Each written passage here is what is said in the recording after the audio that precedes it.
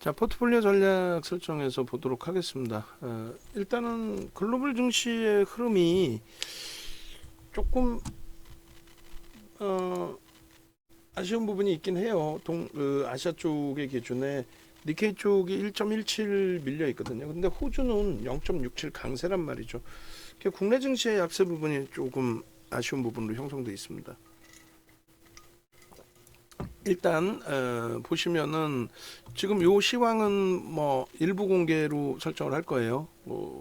우리 영상 올려주신 분들 그렇게 하시고, 다우지수가 0.49예요. 사상 최대 치고점 대비해서 0.49. 그냥 미국과 우리는 다르지 않느냐. 뭐 속된 표현으로 개뿔 뭐가 다릅니까? 글로벌 증시의 모든 흐름이 어찌됐건 미국이 기준이 돼서 미국 쪽의 흐름에 연동돼서 대부분이 움직이죠. 30개 종목에 대한 업종 대표주들의 주가 평균 방식의 지수입니다. 그런데 매우 긍정적으로 사상 최대치 고점 대비 0.5% 눌려 있는 거예요. 그러니까 그 중간에 좀 비이성적인 변동성의 흐름 꼴이 전부 감싸 안고, 꼴이 길게 있던 이 부분 감싸 안고 윤정두가 전략 설정해 드린 것처럼 슈팅이 위로 다 나와줬습니다. S&P 500 지수 500개에 대한 우량주들의 흐름도 결론적으로는, 그러니까 시장에서 뭐 무너지네 어쩌네 이번에는 진짜 조정이 깊을 거네, 그 약세론자들은 평생이 약세론자예요. 부정론자는 그 성향 자체가 안 바뀌어요. 바뀔 수가 없어. 성격이 그래.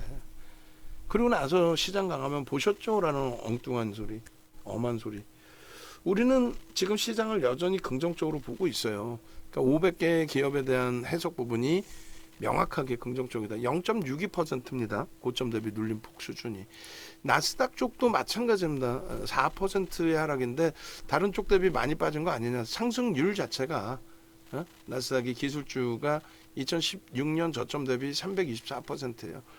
2015년도 12월에 9년 6개월 만에 금리 인상을 단행했던 시점. 그러니까 금리 인상 시기는 랠리다. 지표가 좋아서 올리는 기준으로 해석하시면 된다. 금리를 인하한다라는 자체가 이제 악재 요인으로 해석이 된다. 뭐 이렇게 이제 설정을 잡아드렸어요. 경기의 부양의 기준. 대부분이 그렇게 흘러갔습니다. 대부분이 그렇게 흘러갔고, 이번 기준에서도 뭐 23년 이후에 금리가 이제 정점에 도달되는 시점, 23년 7월이 금리 마지막 인상이었어요.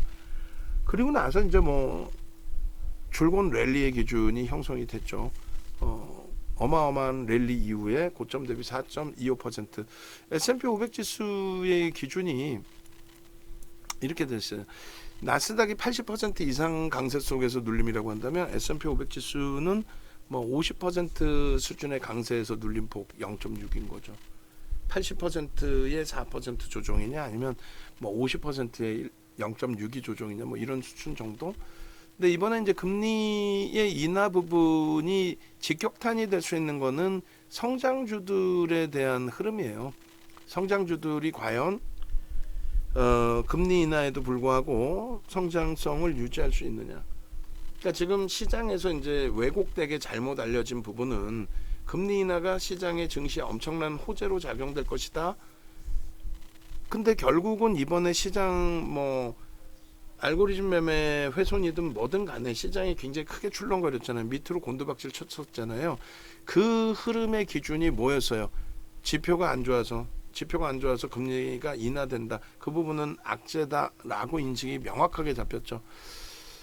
그 기준에 이제 성장주들은 못 가는 거예요. 사실은 성장주가 어떻게 그러니까 금리를 인하하는데, 예? 고금리 속에서 그 고금리의 자금이 이동하는 과정에 리스크가 있는 쪽, 투기자산 쪽에 자금이 쏠리는 거죠. 그죠? 금리가 인하되면 인하될수록 안전자산, 금리가 인하된다는 경기가 둔화된다. 금리가 인하된다. 경기가 둔화된다.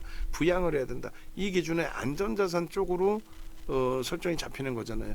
그 안전자산의 흐름에 있어서 대표적으로 채권 가격의 강세라든가 이런 부분인 거죠. 그 결론은 금리를 인하했을 때 직격탄을 IT에서 좀 맞을 가능성도 있는데 그 부분이 초기 인하 단계의 기준에서는 결론적으로 초기 인하 단계의 기준에서는 어떻게 시장의 흐름이 그러니까 경기의 흐름이 그렇게까지 둔화되겠느냐라는 인식의 흐름으로도 연동이 될 수 있다는 거예요. 사실은 2007년도 초반에 서프라임이 터졌단 말이죠. 주택담보대출 그 부분에 대한 레버리지의 확장, 신용등급이 낮은 서프라임 쪽에 대출을 많이 준 거예요. 그러니까 모기지론의 기준에 프라임이 80%, 알트A 2등급권이 10% 수준, 그 다음에 이제 뭐 서프라임이 10%, 수치는 약간 다를 거예요. 그런데 거의 그 수준입니다. 프라임이 이제 80% 수준에서의 기준. 거기서 이제 골마 터져서 금융시장 자체가 붕괴가 되고 그 결정타가 2008년도 1월 달에 엄청난 변동이 나왔잖아요. 마이너스 13% 한 달 기준에. 그리고 꼬리를 절반 달아났는데 그때 당시의 기준에 이제 베어스턴스가 미국의 5대 IB 5대 투자은행 베어스턴스, 리먼 브라더스, 메릴 린치, 그다음에 모건 스탠리, 골드만삭스, 모건 스탠리. 뭐 요 기준의 5개의 IB 쪽 중에 3개가 무너진 거죠. 그 중에 이제 베어스턴스 시가총액 5위가 먼저 무너졌단 말이에요.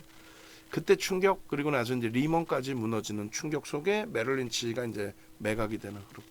그래서 그 흐름에 금융 시스템이 붕괴되는 흐름이라서 이거는 뭐 엄청난 폭락으로 이제 연출이 된 거고요.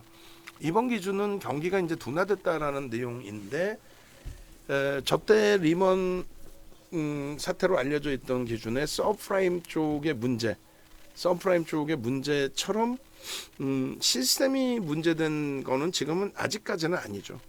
그래서 일단은 초기 금리 인하의 기준이 이렇게 형성이 될 수 있어요.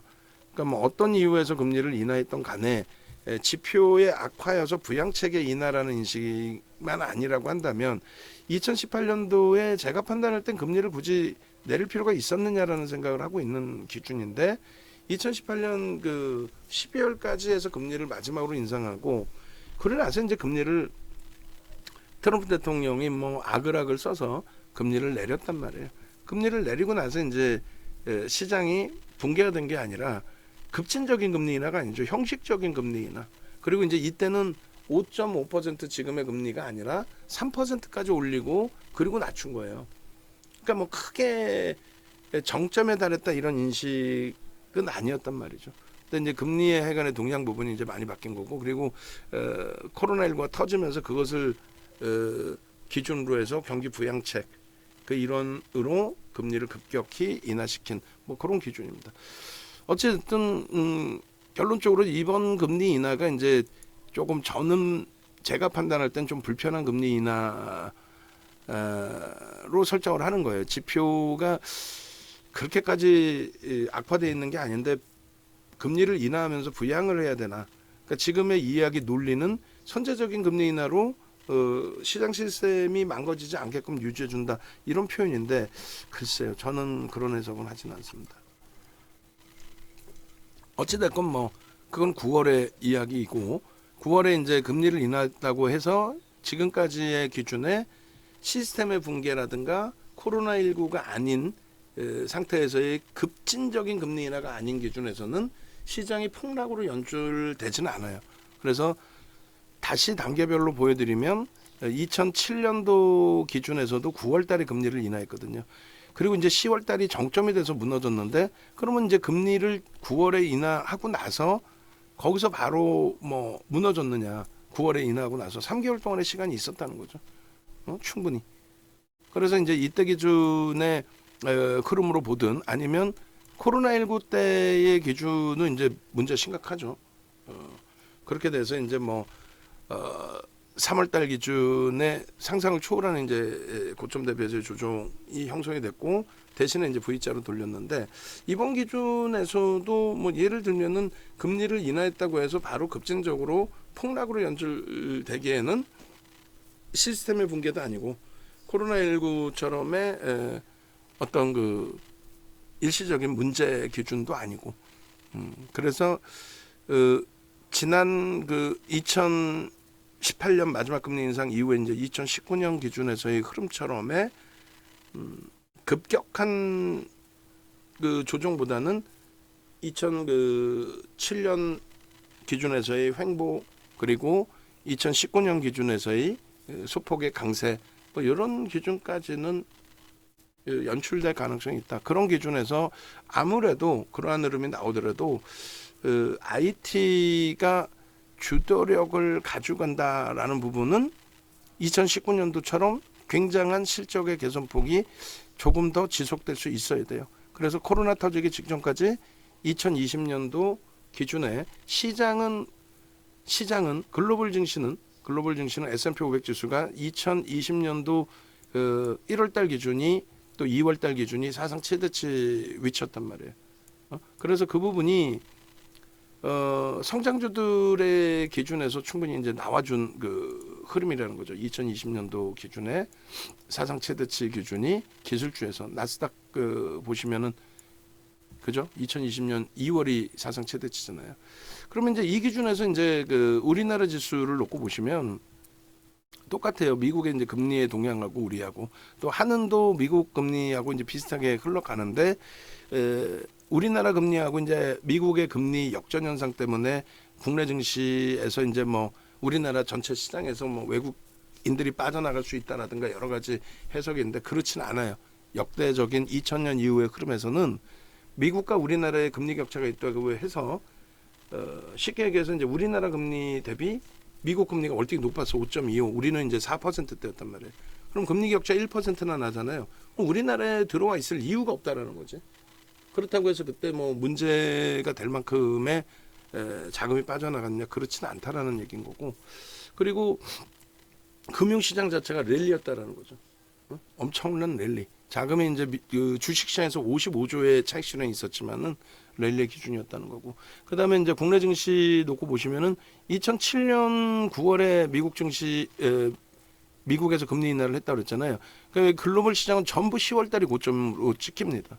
또 우리나라만 유독 이제 11월 달까지 슈팅이 한 번 더 나오고 무너진 거는 2007년도 10월 2일 날이 고 노무현 대통령과 사망한 북한의 김일성 그다음에 누구죠? 지금 뭐 정신이 맹하다 보니까 지금은 김정은이고 그다음에 이렇게 머리가 둔화되면 안 되는데 큰일 났는데 이거 웃을 일이 아니라 김일성 그다음 누구야? 얼굴은 기억나는데 큰일 났다. 누구죠? 하여간에 정말 죄송합니다.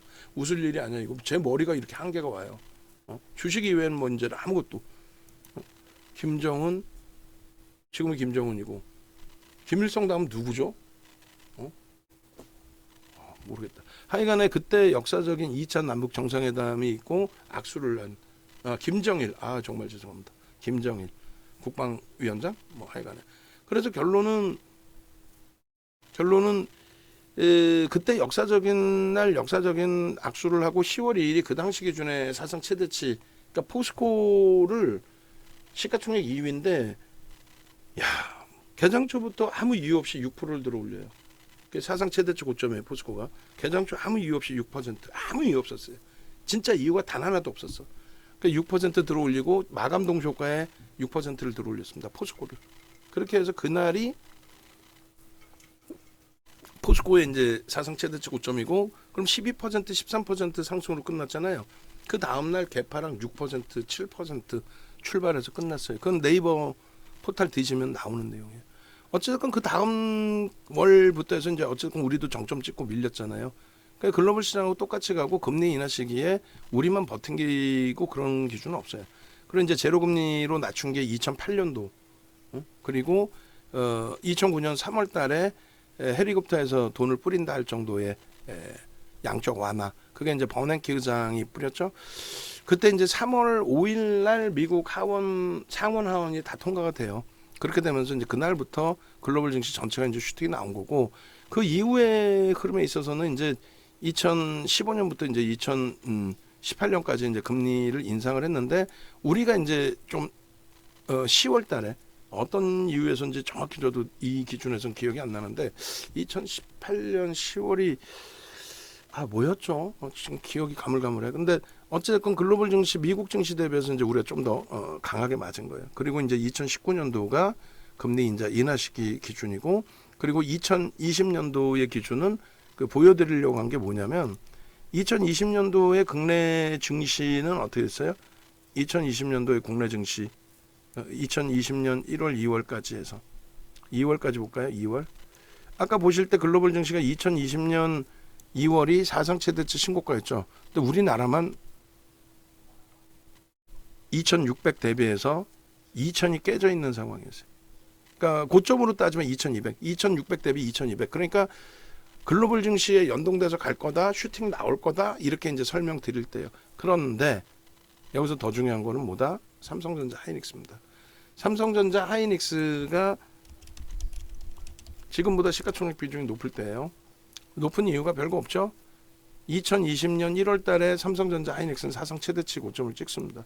근데 그것이 그 시가총액 1위, 2위가 그냥 뭐 오버슈팅이 나왔다 그 정도 개념이 아니잖아요. 그죠? 그러니까 2020년도에 사상 최대치 신고가 지수는 2,600 대비 2,200에 놓여져 있을 그 시점인데, 그러니까 무슨 얘기냐면은 시가총액 1위, 2위의 기준에서도 글로벌 시장에 연동이 됐다는 거예요. 그러니까 정확히 2017, 2018까지가 사실은 그 글로벌 시장에서 IT의 슈팅이었고, 그다음에 2020년도에도 이제 그 업황 개선되고 글로벌 시장에서도 나스닥이 이끌어가는 S&P 500 지수의 사상 최대치 신고가, 다우 지수, S&P 500 지수, 나스닥 지수 2020년 2월까지. 우리는 2020년 1월에 삼성전자 하이닉스가 사상 최대치 신고가. 과연 이걸 누가 기억하고 있을까요? 기억 못해요. 응? 농담이 아니라 야간에 나오는 전문가, 유료 전문가들은 단 한 명도 기억을 못합니다. 왜? 종목군들의 주력주가 삼성전자나 하이닉스가 편입돼 있을 이유가 없죠. 그들의 기준에, 포트폴리오에. 우리는 매번 이들을 갖고 있다? 아니죠. 이걸 왜 매번 갖고 있어요? 말씀드렸잖아요. 2020년 우리는 1월에 전량 매도했어요. 거짓말이 아니라 그때도 방 안에 계신 분들이 계시니까. 우리 주력주가 삼성전자 하이닉스에 병행시킨 게 DB 하이텍이었고, DB 하이텍 같은 경우는 저때 200% 올랐나 그럴 거예요. 그러니까 전량 차익 실현했어요. 싹 다 1월 달에. 그리고 한진칼이 우리의 주력이었어요. 한진칼이. 그렇게 해서 전량 정리한 이후에 한진칼, 그 다음에 네이버 비중. 그러고 나서 2021년도 2020년도 3분기부터 해서 재편입을 한 거죠. 그러니까 뭐 IT 쪽을 매번 갖고 가는 게 아니에요. 그 환율이 900원 이탈될 때 기준에서는 조선주만 샀어요. 환율이 원화가 강세를 띠더라도 30년 만에 업황오조세이기 때문에 원화 강세보다 월등한 수익 범위를 가지고 갈 수 있는 쪽, 가격 경쟁력이 월등한 쪽, 가격 경쟁력이 아니라 기술 경쟁력이 월등한 쪽. 그래서 조선주를 가격 경쟁력으로 인식하지 않고 기술 경쟁력으로 인식해서 2003년부터 2007년까지 조선주가 우리 포트의 주력이었습니다. 삼성중공업. 이왕이면 현대중공업 했으면 초대박이었지. 근데 뭐 삼성중공업도 만만치 않은 상승률이었으니까 결국은 삼성중공업도 한 20배 정도 올라온 거예요. 그 기간 동안에. 그리고 현대중공업은 33배. 우리는 3,000원, 4,000원부터 본격적으로 매수해서 그것을 5만 원대, 6만 원대 전량 매도를 했을 거야 아마. 그게 7만 원 이상 간 걸로 기억을 하고. 그리고 이제 현대중공업은 15,900원에서부터 55만 5천 원까지 33배 올라갔고. 그 이제 시장 대비 10배 올라온 거죠, 현대중공업이. 어쨌든 그럴 때는 현대차든 삼성전자 안 삽니다. 환율이 900원까지 원화 강세를 띄었기 때문에 나머지 수출주들에 대한 기대는 없었죠. 근데 지금 기준은 이제 그래서 결론은 코스피 지수의 기준이 2020년도의 기준에서도 결국은 글로벌 시장에 연동이 될 시점에, 연동이 돼서 2,600을 넘겨줘야 될 시점에 코로나19 때문에 무너져 내렸잖아요. 근데 그 이후에는 돌려질 때에는 글로벌 증시하고 똑같은 변동률의 기준에 소외되지 않고 이것 좀 넘기고 움직임이 나왔단 말이지. 그리고 지금의 위치도 또 소외돼 있단 말이야. 근데 결국은 이 3,300은 넘기리라 봅니다. 우리를 빼고 나머지 전부의 글로벌 시장이 강세를 띠는데 예를 들어서 삼성전자, 하이닉스가 움직여야 지수가 견인이 되거든요. 나머지가 아무리 움직여도 힘들어요. 삼성전자 23% 수준 비중이, 그리고 하이닉스가 7% 비중에서 지금 6%로 밀려 내려갔어요. 둘이 합쳐서 30% 비중 수준입니다. 그들이 움직여줘야 지수가 갈 수밖에, 그렇게 해야 간다라는 거죠. 현대차, 기아처럼 실적이 상상을 초월하는 애들, 걔는 시가총액 비중이 한 5% 돼요. 그러니까 35%, 3분의 1, 이 네 종목이 움직여야 지수가 갑니다. 지수가 가야 나머지가 가는 거야. 개뿔 지수가 못 가는데 종목이 가라? 불가능해요. 근데 지금 시장에서는 엉뚱한 소리들을 하는 거지. 금리에 대해서도 엄한 소리 하는 거고, 금리 내려라, 금리 내려라. 왜 내려야 되는지에 대한 뭐 경기 부양입니다. 경기 부양이면 경기가 안 좋다는 얘기인데, 그럼 다 죽는 거지. 근데 엄한 얘기가 지금 계속 나오는 거고, 그리고 이제 삼성전자, 하이닉스가 못 가도 된다. 미국의 이제 러셀 2000처럼 중소형주가 갈 수 있는 장이 온다. 불가능해요. 시장의 지수가 가야 나머지가 움직이지, 그렇지 않으면 안 됩니다. 그리고 시가총액 작은 종목에 대해서 뭐 시장 주도주다, 그것도 이상한 친구들 얘기니까 듣지 마세요. 그잖아요. 뭐 1700억짜리가 2조 2천억 터졌다고 그게 주도주다? 하루 이틀 반짝하고 곤두박질 쳐서 내 재산이 박살이 나는데. 그래서 결론, 지수는 어차피 이제 글로벌 시장에 연동이 될 건데 지금 이제 굉장히 좀 어렵게 진행이 되는 그 흐름에 놓여져 있습니다. 전체적으로. 그리고 일단 어찌 됐든 뭐 현재 기준에서 우리는 삼성전자, 하이닉스의 그 어마어마한 실적 부분, 그 실적이 있기 때문에 여기에 제가 원고에 실적을 넣어놨는지 모르겠는데 맨 밑에 있을 것 같기도 하고, 삼성전자하고 가지고 나갔으니까 여기 있네요. 그래서 우리 그 증시에서 실적 기준 삼성전자, 하이닉스의 실적이 좋다? 막연하게 일반적으로 좋다라는 생각들을 하실 수 있죠. 그 개념 정도가 아니에요. 작년에 삼성전자, 하이닉스의 실적 순이익 부분 15조 9조 하고 지금 41조와 17조의 기준하고 완전히 다르죠. 우리나라를 먹여 살리고 있는 기업군이란 말이에요. 얘네들을 제외하고 실적을 논할 수가 없어요. 또 현대차, 기아를 제외하고. 그러니까 실적이 되고 이것을 인정하는 메이저의 수급이 되고. 근데 얘네들은 지금 메이저의 수급이 상상을 초월합니다. 주가가 눌려져 있을 뿐이지. 그리고 글로벌 시장에서의 이제 흐름을 놓고 보셔야 되는데, 그러니까 지수는 우리나라만 유독 못 움직이고 있다. 그게 좀 뭐 정정불안이라는 표현을 드렸는데, 뭐 그것도 하도 얘기를 해서 근데 그거는 알고 계셔야 돼요. 글로벌 시장이 다 같이 신고가를 흘리고 강세인데 우리나라가 바보여서 못 간다면 말이 안 되잖아요. 왜? 지금 보시면은 삼성전자, 하이닉스 부분의 실적 자체가 상상을 초월하거든요.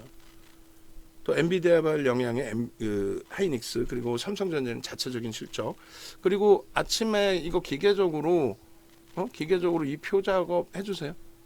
뭐 오전에 출근하신 분 뭐 정신 없겠지만은 이게 그렇게 시간이 걸리진 않을 테니까. 왜냐하면 이제 이 시가총액의 순위가 아주 중요한 건 아닙니다만, 우리 입장에서는 이제 애플 관련주도 갖고 있기 때문에 LG노텍이라든가 지금 BH 쪽의 낙폭 확장돼 있는 거 굉장히 지금 심리적으로 불편하거든요. 특히 이제 매물따라기 방은. 그래서 21일 종가까지의 기준에 이제 애플과 엔비디아의 시가총액 기준은 여전히 이제 애플 위주예요. 그리고 엔비디아 같은 경우가 지금 계속 이제 뭐 추가적인 강세를 띠고 있기 때문에 아직까지는 시가총액이 이제 애플로 형성돼 있어요. 애플, 엔비디아, 마이크로소프트, 알파벳, 그다음에 아마존이 사우디 아람코를 다시 넘어서서 2조 달러를 향해서 가고 있고, 메타 플랫폼, 그리고 금요일날 메타 플랫폼만 좀 약세를 띄었죠. TSMC, 삼성전자하고 똑같이 비슷한 시가총액에서, 그래서 글로벌 시장 25위 정도에 놓여져 있었는데 지금은 8위, 9위를 왔다 갔다 합니다. 사실 지금 뭐 9위고요. 그리고 대만의 시가총액 우리나라 시가총액을 넘겼어요.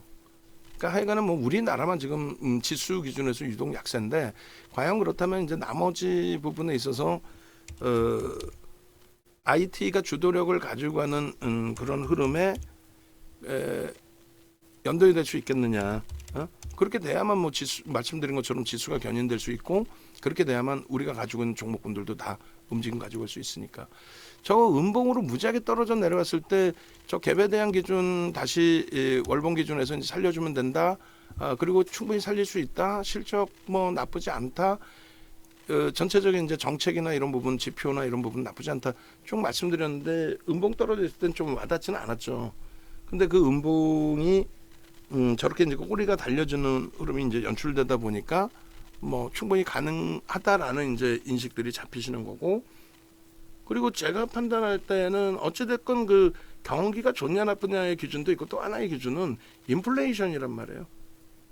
물가가 상승을 하기 때문에 뭐 농심 같은 경우에 뭐 새우깡이 뭐 저는 100원에 사 먹었어요. 50원은 기억이 없어. 새우깡에 아류가 50원짜리가 있긴 있었는데 문방구에. 근데 100원이었어요 저희 때는. 근데 지금 어찌됐건 그 새우깡이 1,000원인가 뭐 하여간에 그쵸? 그러면 똑같은 새우깡의 판매가 똑같이 유지되고 있다라고 한다면 물가가 한 10배 올라갔다라는 거죠. 단순 논리로. 그리고 이제 최저임금 자체도 그렇고. 그래서 살아남는 기업들, 우량한 기업들의 시가총액은 계속 올라갈 수밖에 없어요. 그러니까 지수라는 것에 대한 지수 상승은 지속될 수밖에 없습니다. 사실은. 안 좋은 업체는 어차피 퇴출이 되고 신규 업체들 또 우량한 뭐 살아남는 업체들 기준은 인플레이션 효과 부분만큼 시가총액이 커지겠죠. 커지는 것만큼 지수는 계속 우상향이 될 수밖에 없어요. 중간에 한 번씩 경기 동향에 따라서 휘청거림은 있을 수 있어도 지수 자체는 내려오긴 어려운 구조라는 거죠. 이해되시죠? 그래서 그 지수가 강세를 떠나서 계속 상향되는 기준에서의 새로운 업종군을 계속 볼 수밖에 없는 거고 뭐 네이버나 카카오 같은 경우 카카오 요즘 많이 두들겨 맞고 있지만 2000년 초반에 2000년 뭐 그 기준에서 네이버가 상장됐을 때 누가 네이버가 시가총액이 지금 수준으로 올라오리라고 생각을 했겠어요. 저도 인정을 안 했어요. 저는 특히 더 성장주들에 대해서 그렇게까지 긍정적인 해석을 하는 성격이 아니니까. 근데 그것을 인정을 하고 바뀌는 산업군에 대해서 설정해서 잘 대처를 할 수 있어야 된다는 거죠. 그냥 막연한 테슬라 좋아요. 언제부터 테슬라 좋아했어? 2020년 아니에요? 바이든 대통령의 정책, 민주당의 정책이 친환경 정책에 신재생 에너지에서 그렇게 테슬라 쪽 전기차로 바뀌면서 정책이 바뀌면서 보조금이 지원이 되고 글로벌 시장 전체가 코로나를 핑계로 그렇게 되다 보니 이제 테슬라의 주가가 700억 달러에서 1조 2천억 달러까지 올라왔던 거지. 지금은 이제 보조금도 없고 하다 보니 미국 시장의 시가총액 뭐 5위까지 올랐던 테슬라가 10위 밖으로 내려와 있어요 지금.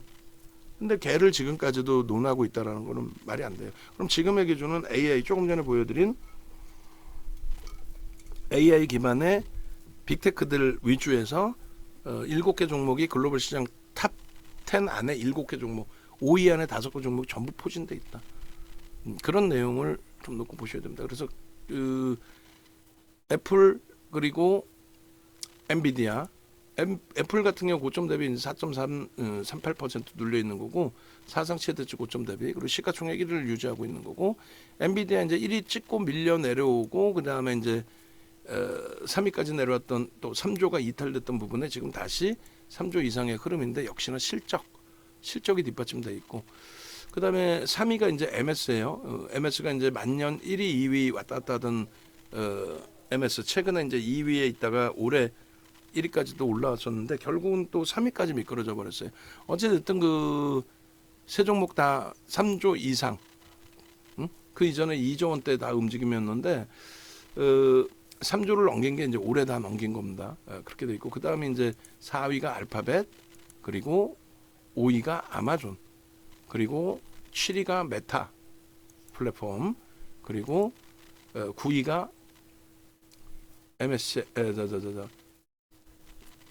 TSMC 이렇게 해서 이제 기술주들 여기에 이제 직접적인 영향을 받는 게 엔비디아 그리고 TSMC 그다음에 하이닉스예요.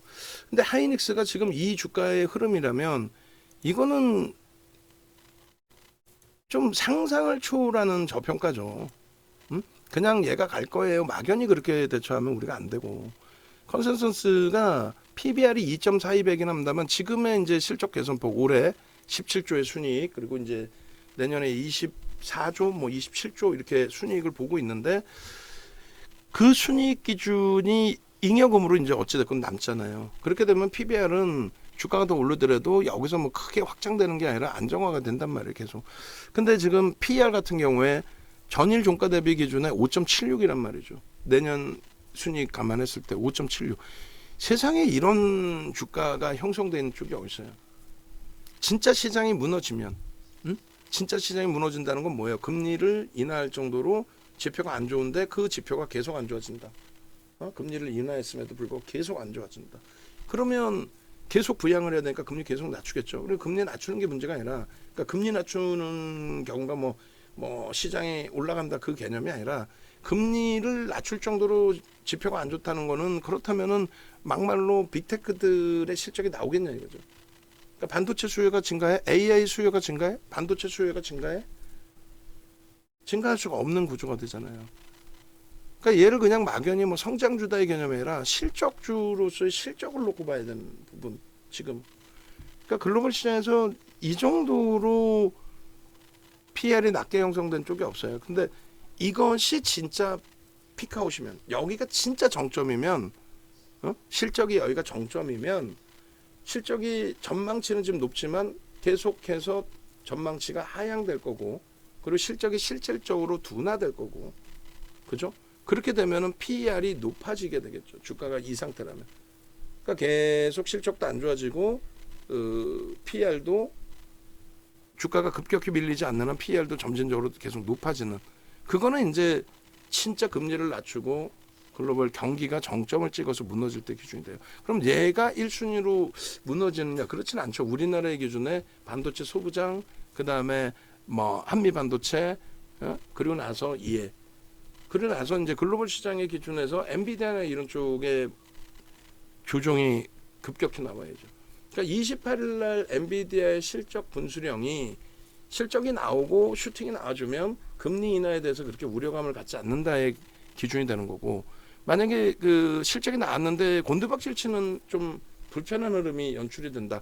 예상치를 상회하고 긍정적으로 다 나오는데도 불구하고, 그러면 금리 인하가 굉장히 심각한 문제가 되는구나. 성장주에 대해서.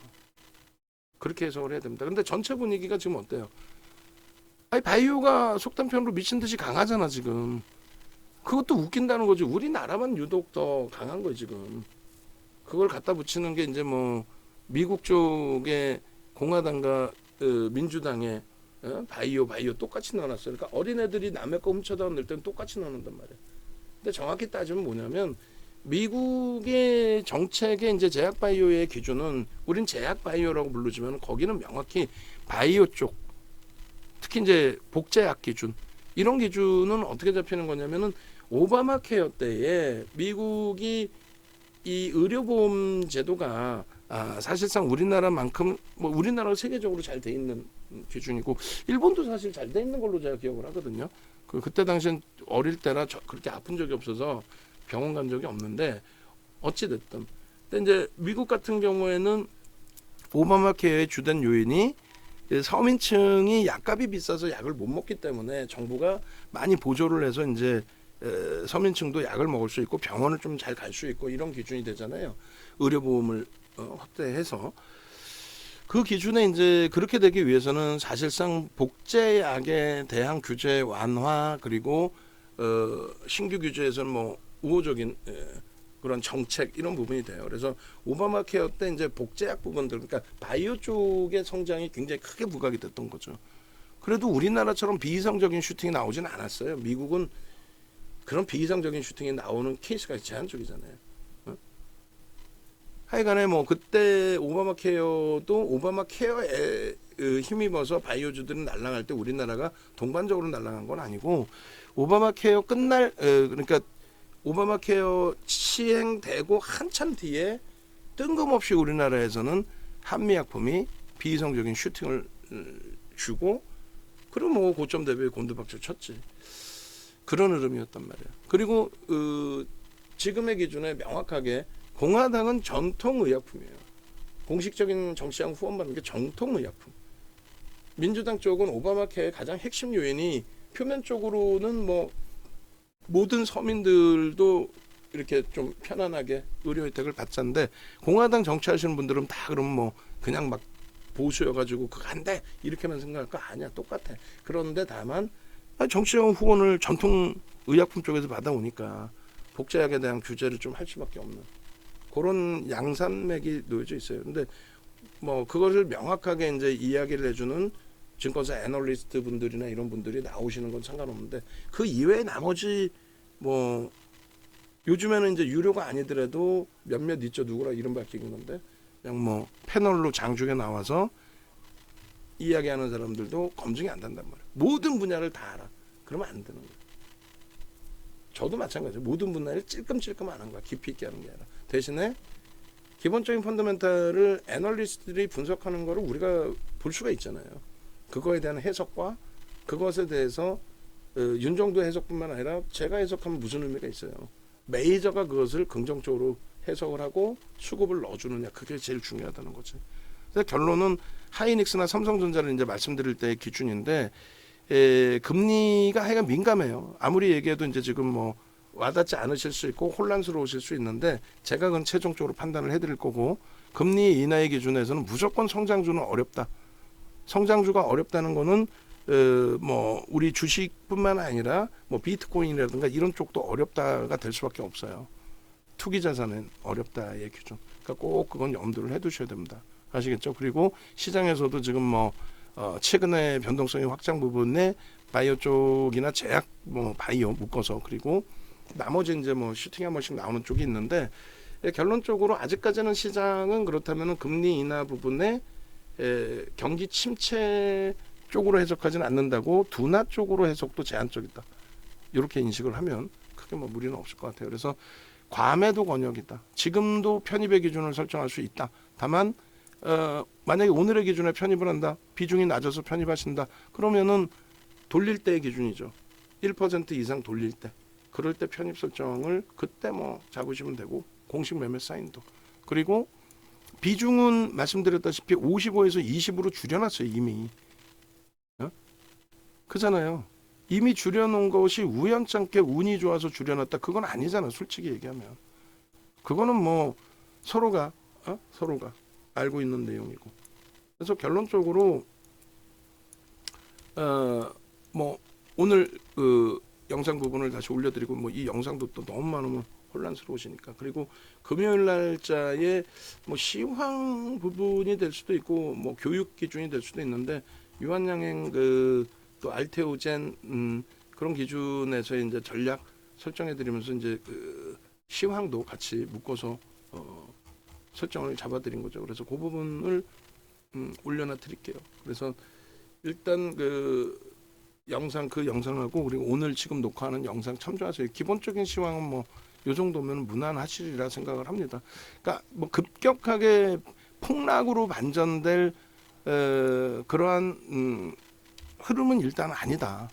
뭐 대선 기준에 양당 모두 금융시장, 자본시장의 꽃이라고 하는 주식시장이 붕괴될 만한 내용을 정책으로 펼칠 가능성은 상당히 뭐 제한적이라고 해석을 합니다. 그런 맥락에 좀 놓고 보시고, 뭐 하이닉스 그래서 이제 18만 원 공방인데 그 부분, 그리고 이제 삼성전자도 마찬가지예요. 삼성전자의 지금 컨센서스 보시면 세상에 이런 컨센서스가 어디 있어요? TSMC와 시가총액이 비슷한 상황이었는데, TSMC가 이제 엔비디아 영향, 그러니까 AI발 영향 그리고 엔비디아발 영향으로 어마어마한 슈팅이 나왔어요. 그것에 대해서 이제 뭐 TSMC가 파운드리 시장에 뭐 1위이기 때문에, 파운드리 시장 그전엔 1위 아니었어? 1위였잖아요. 1위였는데 그때는 AI가 불거지기 전이었고, 그죠?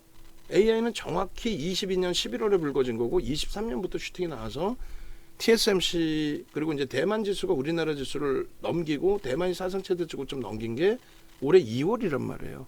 그러니까 짧은 구간의 슈팅이지, 지금 기준에서도 TSMC가요 세계 파운드리 시장 1위이기 때문에 삼성전자 넘사, 뭔 소리 하고 있는 거야.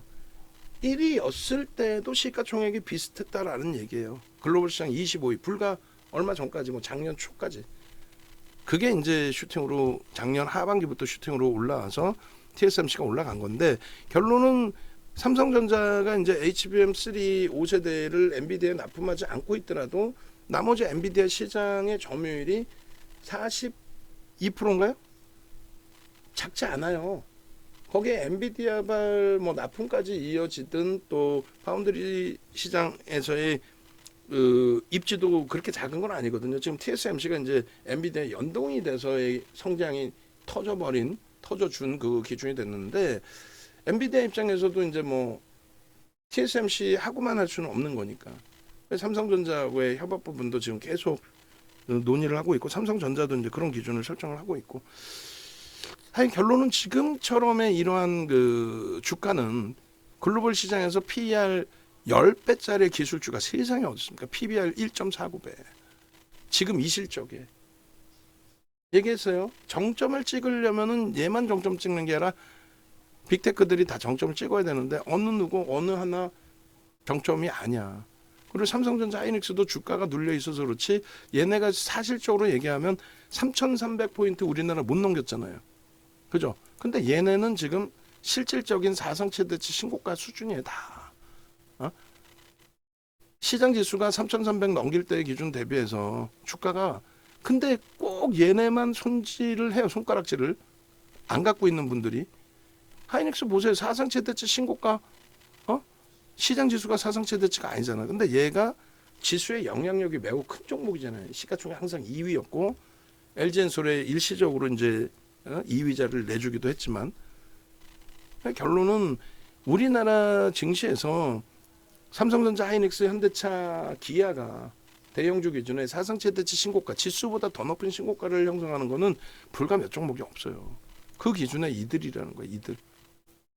그래서 결코 지금 약한 수준이 아닌데 어쨌든 6월 이후에 가입하신 분들의 기준에서는 지금 많이 불편하신 거죠. 뭐 지수 핑계를 떠나서 그만큼 강하다면 얘들도 강해야 되는데 그나마 이제 오늘 기준에 현대차가 조금 방어는 해주고 있는데 뭐 이 정도 가지고는 안 된다. 그리고 HD 현대 일렉트릭의 기준에서도 오늘 뭐 강세를 띄워주고 참 이쁘고 매수도 고려를 했는데 또 결국은 이렇게 눌려 있어요. 눌려 있지만 얘도 마찬가지예요. 우리 입장에서는 제일 좋은 게 뭐예요? 그나마 주력주 85% 비중에서 실망감이 있다 할지라도 뭐 글로벌 시장에 충격을 받았었던 것들을 감안한다면 그리고 HD 현대일렉은 기가 막히죠. 저 윗꼬리 부분에 진짜 35만 원, 6만 원의 전량 차익 실현을 하고 그리고 나서 재편입의 기준에 사실상 지금이 HD 현대일렉은 그렇게 불편한 상황이 아니고 그러니까 이 부분도 뭐 다시 상기시켜 드리면 HD 현대일렉트릭 같은 경우가 일단 그 검색기죠. 뭐 어차피 어쩔 수 없어요. 지금 기준에서 뭐 저도 ST팜 다시 한번 뭐 들여다보고 설정을 잡아드리겠지만은 검색기 기준에서의 흐름 부분들도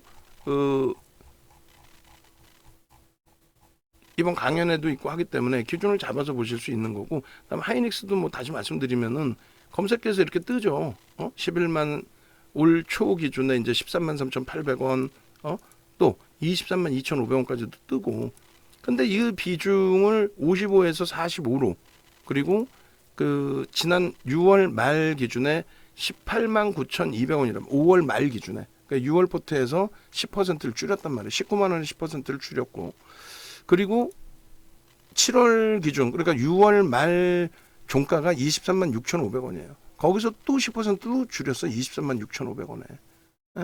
그리고 이번에 이제 19만 4,600원이죠. 7월 말 종가가. 거기서 또 5%. 원래는 10% 줄이는 건데 5%만 줄였단 말이에요. 줄여서 이제 삼성전자로 이제 옮겨놨고 뭐 그 기준에 누가 더 많이 빠졌네 올랐네 그 부분은 누적적으로 따지면은 결론은 잘 옮겼다. 삼성전자, 현대차로 일부 옮겨놓은 게 그렇게 돼 있고 그다음에 검색기 기준에서 이제 HD 현대일렉이나 하나 에어로스페이스도 같이 보여드릴 건데 HD 현대일렉트릭 같은 경우에 일단 어찌됐든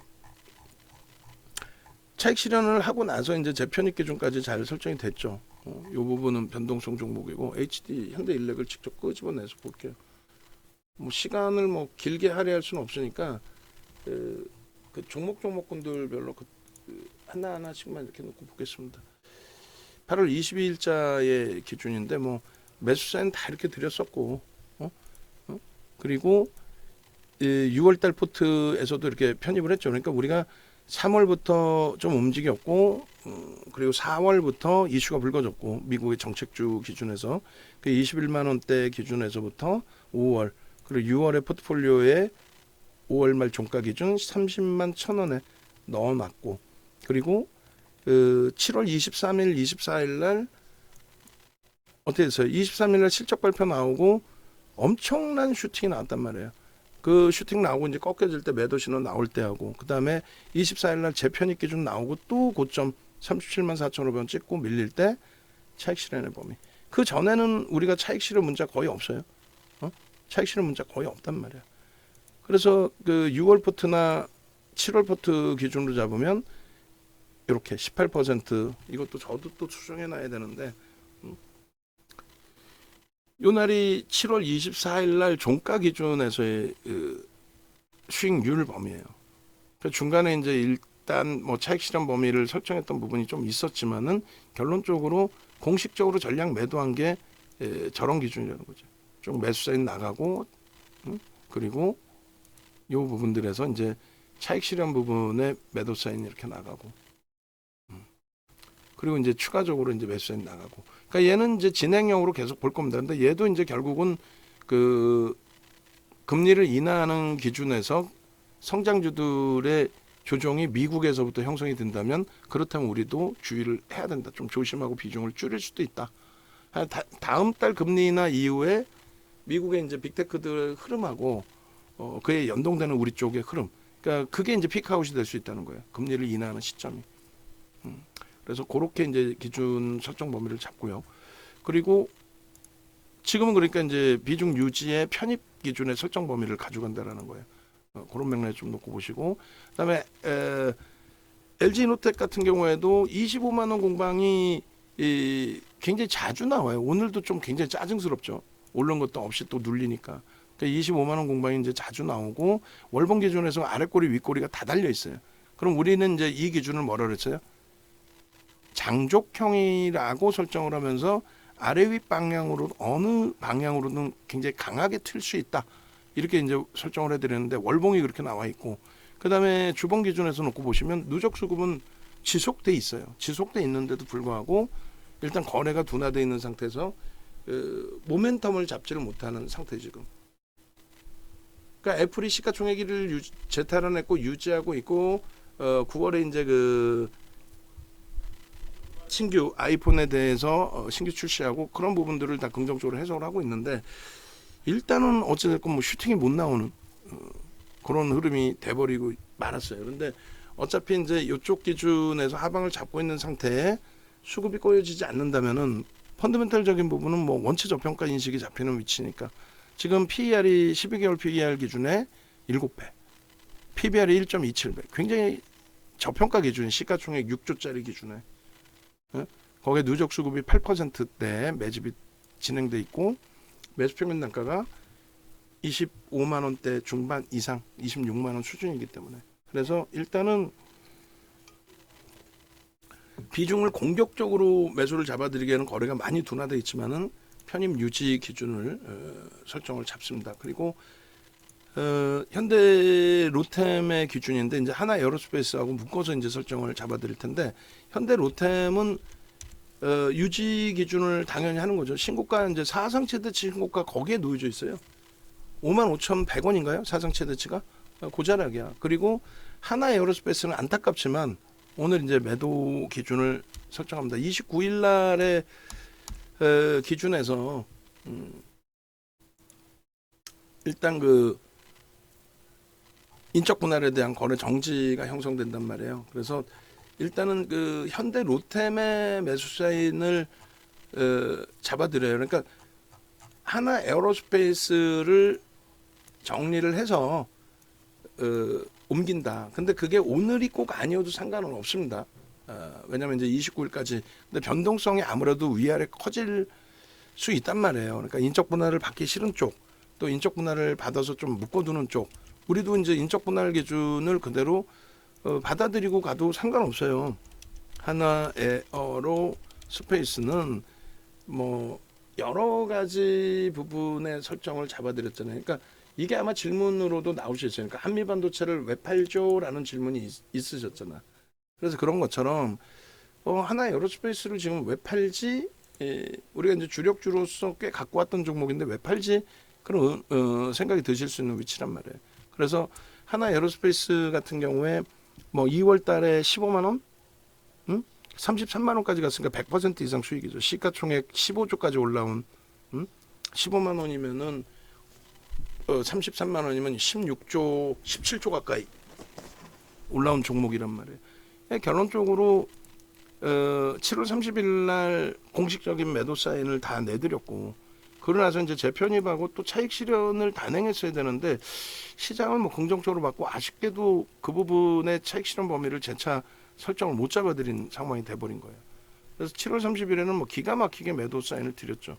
그러고 나서 이제 크게 주가 출렁거렸고 재편입의 기준을 잡아드렸는데, 일단 안타깝게 재편입 이후에 30만 원대까지 형성이 됐는데 거기서 차익 실현 못하고 오히려 30만 원대도 계속 매수를 드렸어요. 그러면 이제 30만 원대 편입하신 분들은 손절이 된단 말이에요. 근데 그건 어쩔 수 없어요. 그러니까 뭐 연초 또 21년부터 계속 잡아왔는데 공식적인 이제 전략 매도가 된 거고, 그리고 이제 인적 분할의 기준에 우리가 이것을 인적 분할을 받을 것이냐라고 했을 때 받으셔도 상관없다고 말씀드립니다.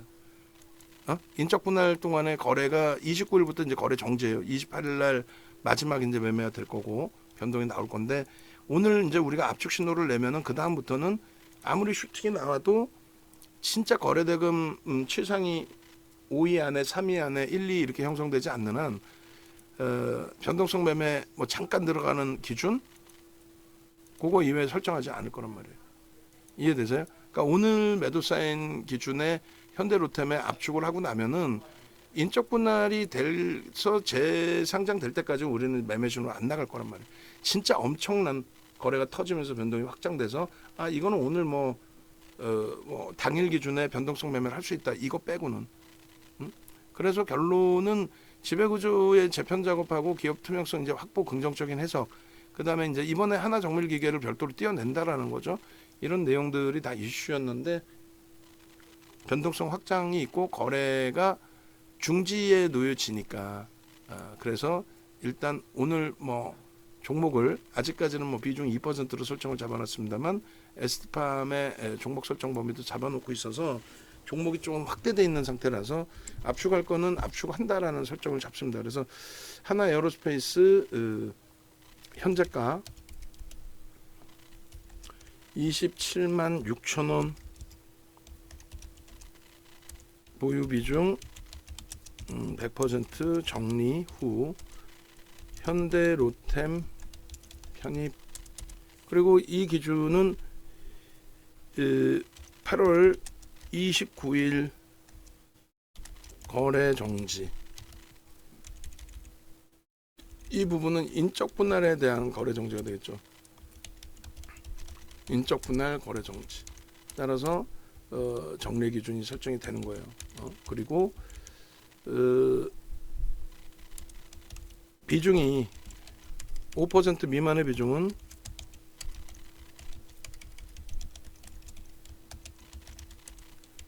인적 분할 받으셔도 됩니다.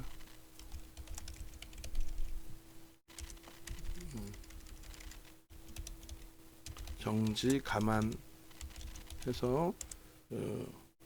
유지 전략도 가능합니다. 이 경우에는 이제 나중에 추가적인 전략에 대해서 꼭 문의를 주셔야 됩니다.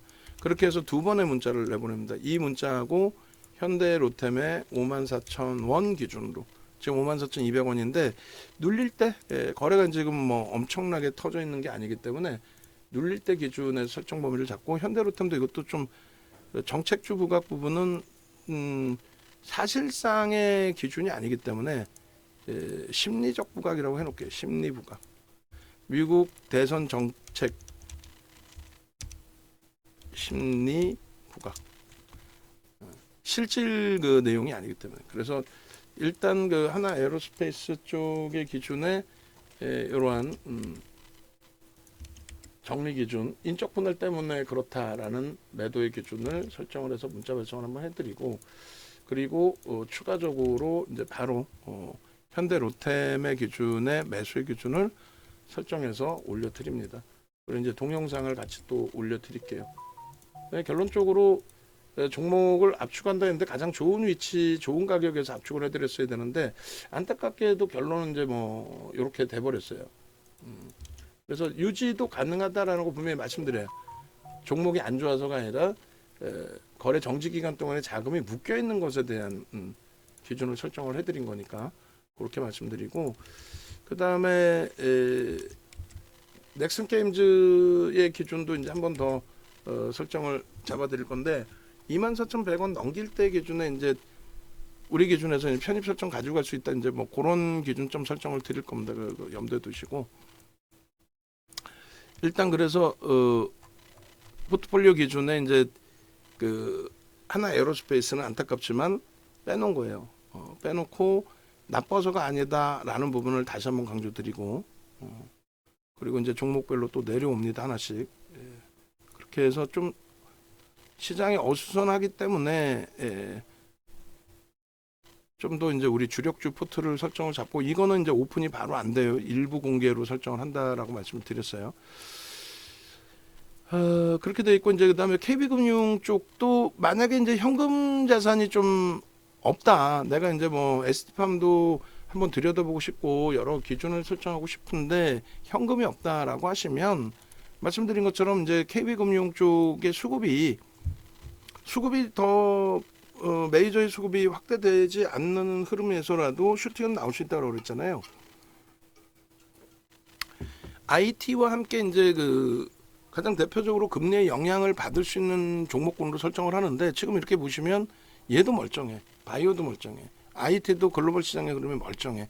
그러면 금리 인하의 그 불편함이 일단 시장에서는 그렇게 불편하게 생각하지 않는다. 지금 주력주에 대한 성장주에 대해서 윤 정부는 굉장히 그걸 이제 조심해서 들여다보고 있는데, 그래서 그 기준도 좀 해석을 하실 수 있어야 돼요. 결론은 이제 현금이 부족하시면 여기서 이제 그 현금화하실 수 있다. 그리고 공식적으로는 어지간해서는 매수세인을 잡지 않고요. 어지간해서는 그리고 요 기준에 KB금융 쪽의 흐름을 매수세인을 어지간해는 잡지 않고, 차익 실현 범위도 뭐 어지간해서는 지금 뭐 추이 추세가 가장 강한 종목 중에 하나인데 굳이 얘를 이럴 것이다 해서 정리할 이유는 없잖아요. 그래서 일단은 하여간에 현금 비중 없으신 분들이 현금화 하실 수 있다라는 부분은 나빠서가 아니고, 또 우선순위로 정리해야 될 종목이어서가 아니고 9만 원을 넘기고 굉장한 탄력으로 슈팅이 나올 가능성은 조금 제한적으로 보고 있기 때문이다, 이렇게 해석을 좀 해드립니다. 아시겠죠? 그런 맥락에 좀 보시고, 그 다음에 한국전력의 기준이네요. KB금융, 한국전력의 기준도 이제 오늘 매수세를 드리고, 거래대금이 더 확장된다면 이제 슈팅이 나올 수 있다 쪽의 설정 범위를 잡아드렸는데, 일단 한국전력 쪽에 그 지금 92만 주예요. 근데 640만 주라 그랬잖아요. 6억 4천만 주. 그러니까 90만 주가 엄청난 수급은 아니에요. 그러니까 얘가 이제 그 슈팅이 나오려면 말씀드린 것처럼 오늘 거래가 이제 최소 700만 주인데 지금 벌써 뭐 420만 주 터지긴 했습니다만 엄청난 슈팅이 나올 기준은 아니야. 대신에 비중은 자신감 있게 가지고 가시더라도 상관없을 정도. 21일 날에 거래를 넘기고 있고, 그죠? 그리고 주봉 단위의 거래가 충분히 이제 형성될 수 있는 위치이고, 그래서 이 주봉 차트 한번 이제 잘라서 올려드릴 건데, 수급 범위가 이제 조금만 더 긍정적으로 나와주면, 유입되면 좋겠어요. 그러면 앞전에 이번에 이제 24,450원 사실 그 변동률로 얼마 크지 않거든요. 그래서 그 흐름을 넘겨줄 수 있는 위치, 기준, 뭐 설정 뭐 이렇게 좀 돼야 돼요. 그래서 일단은 거래량 기준으로 놓고 보시더라도 문제가 없어요. 거래 대금보다 거래량. 그래서 고점을 찍고 나서의 흐름이 되는데 명확하게 지금은 망치냐, 또 망치가 이제 그 변동성의 확장 크기가 있는 망치의 기준이었고, 그리고 두 번째 기준은 상승 잉태 확인형으로도 이제 해석을 잡을 수 있죠. 그 이제 상승 잉태 확인형의 기준에서, 그러니까 망치의 매수 구간과 손절 차익 실현의 구간 설정 대비 상승 잉태 확인형의 기준이 가장 이제 현실적으로 지금 기준에 이제 형성돼 있는 기준이기 때문에, 뭐 예를 들어서 망치 기준이었다라고 한다면 손절 범위는 절반이 훼손되면 그 이하부터는 망치가 아니니까 음봉이니까 거기가 정리 기준이라고 한다면, 상승 잉태 확인형의 기준은 정리 부분이 이제 2만 원 초반 정도가 되겠죠. 그죠? 절반이 훼손되는 기준. 그리고 또 한 가지의 기준에 편입의 설정 범위의 기준은 당연히 요 라인이 되겠죠. 19,000뭐 한 7,800원 정도? 거기가 이제 편입 설정 범위의 구간이 됐던 거예요. 그래서 상승 잉태 확인형이냐 망치형이냐 어느 것을 기준 잡을까? 둘 다 잡을 수 있는 거예요. 이 캔들의 이 패턴 굉장히 우습고 가볍고 그렇지만은 이거 기초교육 받으셔야 돼요. 그래서 이번에 설정을 해드릴 때 한가위 때, 한가위 연휴 때 여러분들이 조금 뭐 시간이 벅차실 수도 있지만은 그때 연휴를 이용해서 고맙게도, 뭐 제가 고마운 것도 아니죠. 여러분들이 고마워하셔야죠. 동기부여가 되니까 저도 강의를 한다라고 말씀을 드리는 거고, 그리고 다른 분들의 기준에서도 그러니까 이용철 대표나 우리 이제 그 김민지 아나운서나 황효주 아나운서나 지금 이제 강의 8시간 정도를 예상하고 있는데 8시간 기준에 종목 검색기 관련해서 4시간, 그 다음에 기초교육 관련해서가 4시간이란 말이에요. 그러면 그 기준에서 이제 제가 기초교육 관련해서 2시간을 맞고, 좀 이런 게 간단한 내용들이 아니거든. 그리고 김영철 대표가 종목 검색기 관련해서 역시 이제 실전 부분을 2시간을 잡고, 두 분의 아나운서 분들은 기초 부분을 잡아주시는데, 그 두 분의 아나운서 분들이 예를 들면 1시간에 10,000원짜리 교육, 1시간에 10,000원짜리 교육을 한다라고 치면, 그분들이 하고 싶어하고 본인들도 공부하고 하고 싶어하고 그랬을 때 여러분들이 교육받으시는 내용의 기준에서도 1시간에 10,000원짜리 교육이라면 이 정도 들어볼 만하다. 기초교육 4시간은. 그리고 나머지 11만원으로 설정을 확정을 짓게요. 오늘 팝업 나오면 더 좋을 것 같긴 한데, 하여간에 11만원에 한가위 빅 이벤트, 주린이 탈출, 뭐 여러 단어를 고민해 보자고요. 한가위 빅 이벤트 주린이 탈출 8시간 릴레이 교육 강의. 강사진, 윤정두, 이용철, 뭐 김민지, 황효주. 기초부터 실전까지. 불기둥 AI 교육부터 기초교육까지 전부. 그래서 결론은 그 11만 원 교육에 8시간을 교육을 받으셨을 때 그 11만 원의 값어치가 있을까? 그것만 좀 고민을 하시면 되겠죠. 그리고 그 교육을 받으시는 분들은 유료로 넘어오실 때에 그 교육 비용은 전부 삭감을 해드리면 되니까. 그죠? 그리고 마찬가지예요. 그 교육이 끝나자마자, 그러니까 14일, 15일 날 할 겁니다. 그 텍스트도 먼저 좀 만들어 주시면 돼요. 그래서 오늘부터 뭐 선착순 10명. 응? 그리고 교육이니까 질의응답을 할 수 있단 말이야. 교육이니까 10명. 그리고 추가적으로 14일, 15일 날 그 시간 뭐 정해서 기준을 잡아주시고, 그 교육이 끝나고 바로 18일 날 연휴 마지막 날 윤정두 실전 핵심 실전 교육 5시간짜리 기준에 뭐 99로 할지 110으로 할지 갈등을 지금 계속하고 있는데 110으로 가겠습니다. 110으로 가서 110만 원짜리 교육을 5시간을 진행해 드리는데 아마 5시간 이상이 될 거예요. 그렇게 해서 이제 그거는 실전 교육으로. 그래서 요 기준 하나가 굉장히 중요합니다. 이 한국전력 같은 경우에 왜 요 부분을 중립으로 표시해 놨을까? 요 꼬리 달린 부분까지가 사실 음봉의 전체라고 보고 여기까지 돌려야 되는 거예요. 사실은 돌렸다 꼬리 달고 내려오죠. 근데 거기다가 꼬리 달고 내려오니까 거래까지 없어요. 그래서 얘는 중립인 거예요. 거래가 최소 5MA, 20MA 거래의 기준점 그거부터 하나하나 명확하게 보시자는 거야. 그래서 요번 그 호텔 강연에 VVIP 특급 강연에는 종목 검색기를 HTS를 받으러 오시고 그리고 거기에 비상장 교육을 들으시고 그리고 핵심 여러분들이 종목이 여러 개니까 어떻게 할지 모르겠어요. 그러면 그 부분에 대한 핵심 교육 받으시는 거예요. 예전에 에코프로를 강연회 때 종목이나 많이들은 안 드리잖아. 강연회 때 에코프로를 선물로 드렸던 그 기준에서처럼 그리고 그 이후에 작년 10월 그렇게 어려울 때 하이닉스 11만 원대, 현대차 17만 원대, 한미반도체 5만 원대 이렇게 기준을 잡아드린 것처럼 그 수익도 가져가셔야 될 거 아니에요. 그 수익도. 그죠? 굉장히 뭐 중요한 내용 아닙니까? 강연의 부분, 그러니까 오늘까지가 VVIP 회원님들 신청하실 수 있는 날로 설정을 하고 내일부터는 VIP. 그렇게 해서 한국전력의 기준도 오늘 기준에 변동성의 확장 부분까지로 놓고 보는 거는 뭐 10%까지 확장해서 본다 그러면 최소 800만 주에서 1000만 주 이상, 뭐 그 이상의 거래도 터져야 되고 그렇게 해서 이제 설정을 잡아놓은 거고. 하나하나 뭐 녹화 시간 뭐 길더라도 여러분들이 가지고 있는 종목군들이 다 이야기 코멘트들이 나와야 될 거 아니에요, 그죠? 그리고 이제 이수 펜타시스도 이제 살짝 갈등을 할게요.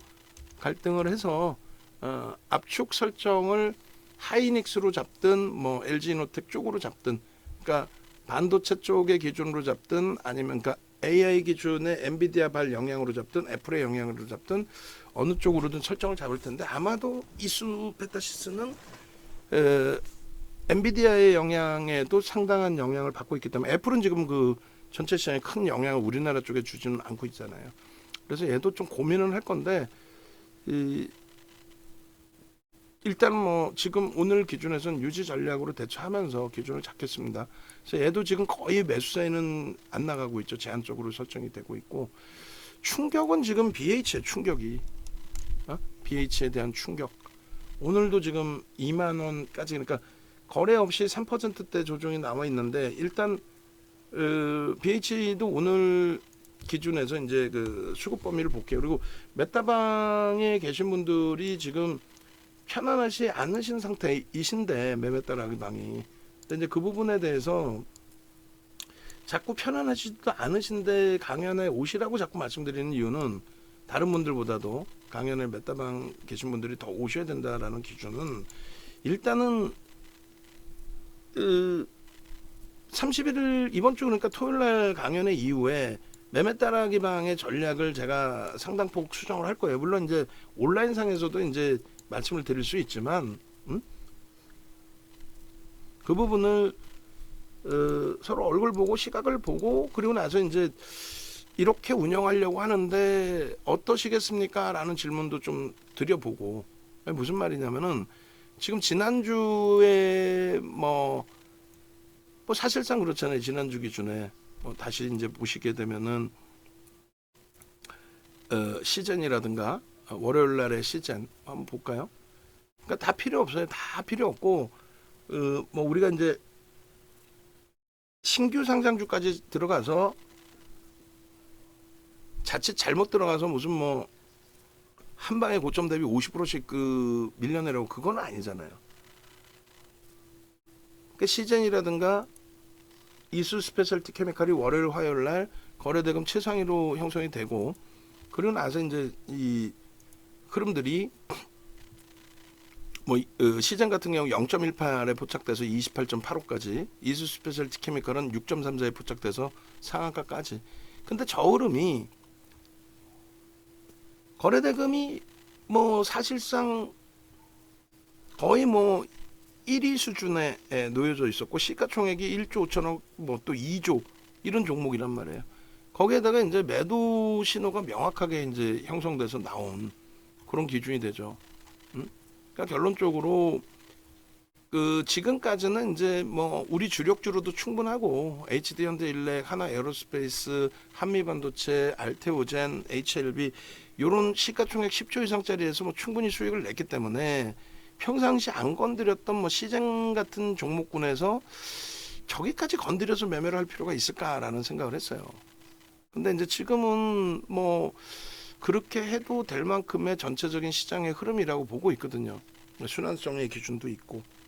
그랬을 때에 시젠이 8월 2일, 뭐 8월 8일 이렇게 이제 움직임이 나왔는데, 그때는 제가 설정한 기준에는 조금 맞지 않았고, 19일 같은 경우가 우리가 이제 교육 들어간 게 6%대에서부터 들어갔어요. 근데 이제 시젠은 교육 위주로 들어갔고, 그리고 예, 지금 방송 중인데. 네. 그래서 결론적으로 시젠 같은 경우에 6%의 매수세는 이날 안 나갔죠. 교육 위주로만 진행하다가 매수세는 한 템포를 놓쳐서 그냥 매수세까지 포함하지는 않겠습니다라는 설정을 해드렸는데, 결과적으로 28%까지 올라갈 때 교육은 명확했고 매도 신호까지 명확했단 말이에요. 그잖아요. 그래서 그런 부분의 설정 범위를 병행해서 기준을 잡을 수 있다면, 그리고 시장 같은 경우 그날 이후에 뒤도 안 돌아보고 있죠. 그러니까 시장에서 꼬맹이들이 어떻게 해요? 말씀드렸잖아요. 종가 베팅을 해요 여기서. 그 다음날 음봉 떨어지면 야 이거 슈팅 나올 거야, 뭐 코로나가 확대되고 있고, 아니란 말이지. 진짜 운이 좋게 거래대금이 상상을 초월하게 터져주면서의 흐름이 된 거고, 그리고 시즌 이외에 이제 그 기준에서 이수 스페셜티 케미칼도 마찬가지라는 거예요. 얘도 이수화학 때부터 작년 기준에서 계속 봐왔고, 그리고 이번에 이제 13일, 14일, 19일 계속 뜨다가 이제 21일인가요? 그때 기준에 이제 34,450원부터 떠서 20일 날 기준에 두 개가 들어가 있네요. 20일 날 기준에 6%대부터 이제 교육을 설정을 해서 이제 43,000원에는 매수세를 못 냈고, 매수세 낸 게 45,000원 기준인가요? 그렇게 해서 이제 두 번에 한 번에 매수세는 내고, 얘도 교육용이니까 한번 매수만 하고 또 이제 상한가의 절반 이상 차익 실현하십시오. 그렇게 하고 이제 얘도 이제 무너져서 52,300원 고점 찍고 나서 이제 지금 44,000원대인데, 오히려 이제 얘는 조금 뭐 이렇게 좀 더 보긴 할 거예요. 거래 터지는지. 뭐 시즌도 뭐 거래만 터진다면야. 근데 시즌은 35,950원 찍고 밀린 게 25,000원. 그러니까 뭐 30% 이상이 순간적으로 깨진 거죠. 그리고 이제 이수 스페셜티 케미칼도 고점 찍고 눌렸는데, 그러니까 이야기 이제 그 두 종목의 기준에서 일단은 어찌 됐든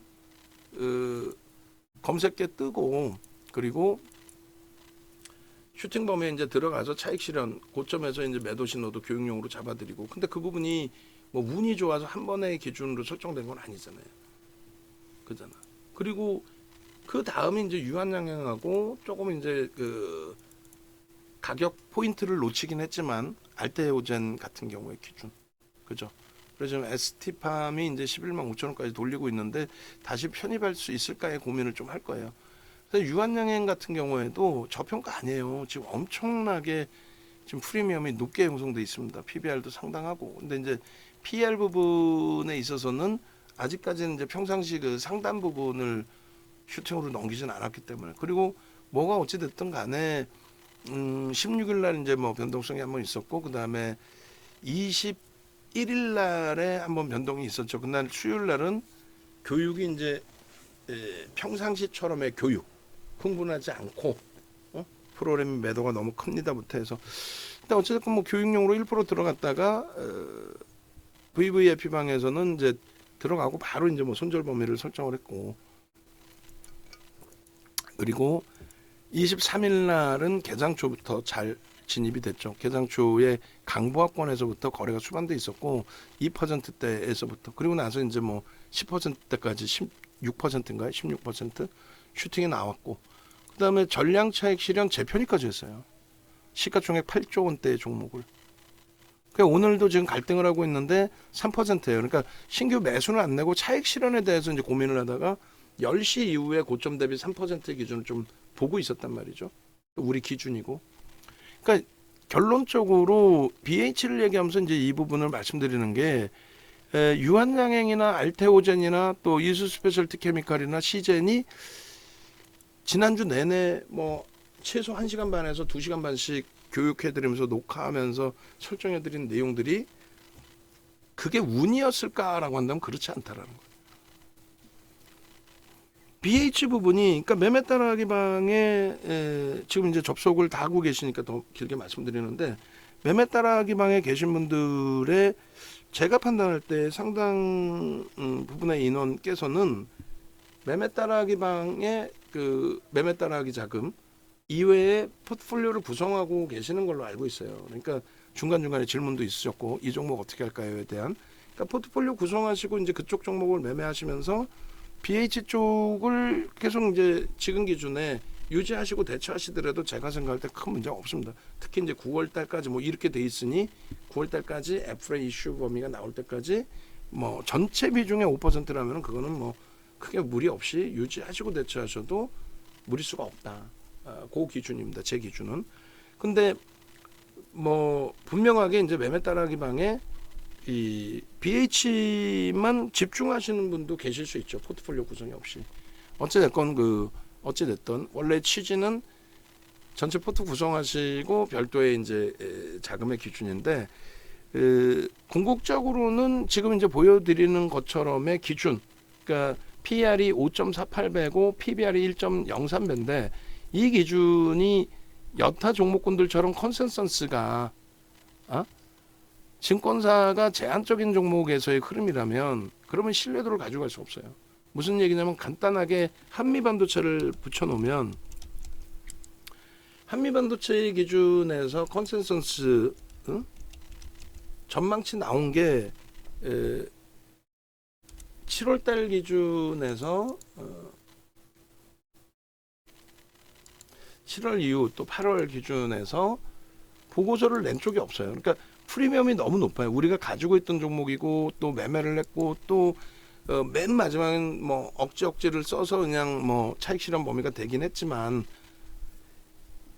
어찌됐건 5만 원, 6만 원짜리 19만 원대까지 슈팅 다 수익 내고 꺾여질 때 손절이 한 두세 차례 있었나요? 그래 압축을 했고 마지막에 또 이제 수익 범위가 있고 한데 결론은 우리가 안 갖고 있어서가 아니라 얘는 언제든지 계속 보긴 한다고 그랬죠. 근데 이 한미반도체에 대한 실적은 상상을 초월해요. 뭐가? 굉장히 좋은 업체인 줄 알았는데 또 좋은 업체이긴 한데 내년에 매출 전망치가 1조뿐이 안 돼요. 1조가 안 나와요. 시가총액이 어쨌든 지금도 얼마? 11조가 넘어요. 11조가 넘는 종목이 매출이 1조가 안 나. 그게 말이 안 되잖아. 영업이익 1조가 안 되는 것도 아니고 매출이 1조가 안 돼. 프리미엄이 너무너무 높죠. 그러다 보니까 증권사에서 보고서를 안 내요. 그러다 보니까 지금 보고서 나온 게 현대차 증권 쪽의 기준도 현대차 증권의 사이즈는 메이저는 아닙니다. 사실. 그러니까 전부 중소형사에서 전망치 나오고 그조차도 세 군데뿐이 안 나와. 그조차도 뭐 비이성적으로 현대차 증권의 우리 그 광민정 애널이 흥분해서 제가 볼 때 흥분한 거지. 목표 주가 20만 원 줬는데 9만 7천 원 하던 게 20만 원 줬을 때 그냥 막 슈팅 나가고 막 쭉쭉쭉 올라오다 보니까 순식간에 올라오다 보니까 거기서 갑자기 26만 원으로 그러고 나서 30만 원으로 펀더멘털이 그렇게 바뀐 게 없어요 사실. 근데 무슨 증권사가 그런 식으로 목표 주가를 올려. 어떻게 책임질 거야. 박순혁이랑 뭐가 달라 사실 심하게 얘기하면. 박순혁이가 800만 원 간다는 에코프로의 기준이 800만 원 가면 200조가 돼요. 지금 그 17조의 순이익을 내고 있는 하이닉스가 지금 현재 150조야. 근데 그걸 뛰어넘어서 200조가 된다? 에코프로가 실적이 뭐 1조 몇 천억도 안 나오는 애가. 그러니까 그 개념이랑 똑같단 말이에요. 얘가 30조가 되는데 매출이 1억이 안 나온다. 하여간에 결론은 이러한 기준의 흐름이 아닌 LG노텍이나 삼성전기, BH 쪽은 실적이 상상을 초월하게 저평가해요. 물론 이제 극대형주로 따지면 삼성전자, 하이닉스, 현대차, 기아도 상당한 저가입니다. 근데 이제 이 종목 같은 경우에 이제 동반적인 저가인데 우선순위야 당연히 주력주가 우선순위죠. 그런데 이제 슈팅 범위를 좀 사실 기대를 크게 했었는데 수급 범위도 지금 누적적으로 한 12%, 13% 수급이 누적돼 있어요. 4월 24일 이후에. 근데 지금 정체 상태이긴 합니다만 빠져나가면서 주가가 조정을 받거나 하지는 않는단 말이에요. 결론은 얘는 대형사입니다. 대신증권, NH투자증권, 또 키움도 사실 대형사로 분류가 될 수 있죠. 미래에셋증권 전부 대형사입니다. 대형사의 기준 위주에서 또 중소형사까지 해서 8월 달에 들어서만 10군데 이상의 10군데 이상의 그죠? 컨센서스 나온 내용이 그래서 저평가의 기준에 수급까지 유입돼 있는데 일단 슈팅 나와야 될 구간에 멈춰져 있을 뿐이다. 그래서 가지고 가더라도 크게 무리는 없다. 근데 이걸 언제까지? 뭐 시장 영향도 있지만 어찌됐건 굉장히 오랜 기간 동안에 이제 가지고 왔단 말이에요. 근데 그게 수익 기조면은 뭐 간편하게 체크를 하고 변동성 매매도 기준을 잡을 텐데 그렇지 않기 때문에 계좌의 손익 부분에 손실이 있기 때문에 그 부분에 대해서 굉장히 심사숙고하는 거란 말이에요.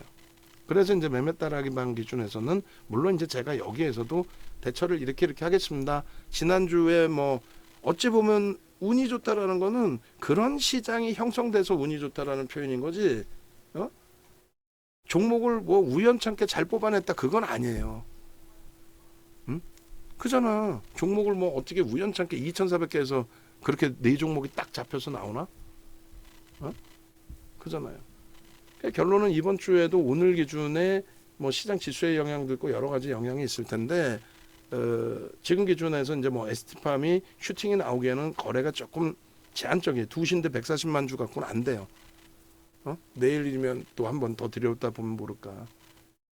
또 유한양행도 오늘의 기준에서 슈팅이 나오기는 힘들어요.